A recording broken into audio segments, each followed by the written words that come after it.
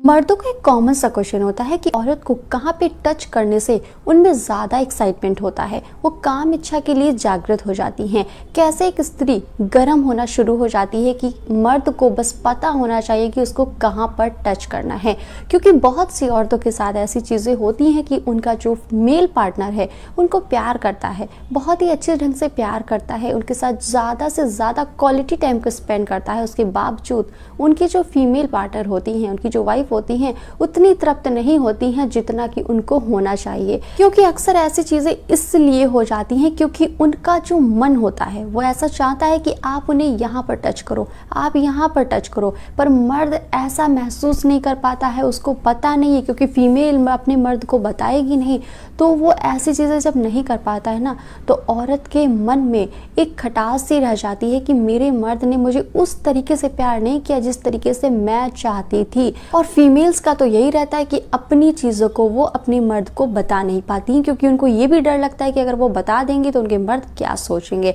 अब आप सोच रहे होंगे कि मैं ज़्यादा बातों को घुमा रही हूँ, ये नहीं बता रही हूँ कि कहाँ पर टच करना चाहिए। मेरे दोस्त, वो कोई एक जगह नहीं है जहाँ पर आप टच करके एक्साइटमेंट को बढ़ा सकते हैं। कुछ जगह हैं, जैसे कि पहला तो है ईयर, फिर आता है नेक, फिर आता है उनका कमर का हिस्सा, फिर आते हैं उनके ये दोनों हाथ, जिनको आप टच करके आप उनको मेंटली तौर पे काफ़ी ज़्यादा शांत कर सकते हैं और नई तरफ या नई चीज़ों की तरफ मोड़ सकते हैं। अगर यहाँ पर कुछ आप चीज़ें अपनी नोज़ से उनके ईयर को टच करते हैं, नेक को टच करते हैं और काफ़ी कसके से उनको गले लगाते हैं या उनके हाथों को चूमते हैं, तो आप उनको बिना कहे ही एक लव मैसेज देते हैं कि आज आप उन्हें बेहतरीन ढंग से एक बहुत ही प्यारी सी नाइट स्पेंड करने के लिए कह रहे हैं और वो भी अंडरस्टूड समझ जाती हैं। तो बहुत सारे मर्दों के साथ ऐसी चीज़ें होती हैं ना, थके हारे आते हैं और अपनी वाइफ के साथ टाइम स्पेंड करना चाहते हैं, करते हैं, उनका डिस्चार्ज भी होता है, पर एक बढ़िया एक लव वाला रिलेशन नहीं बन पाता है।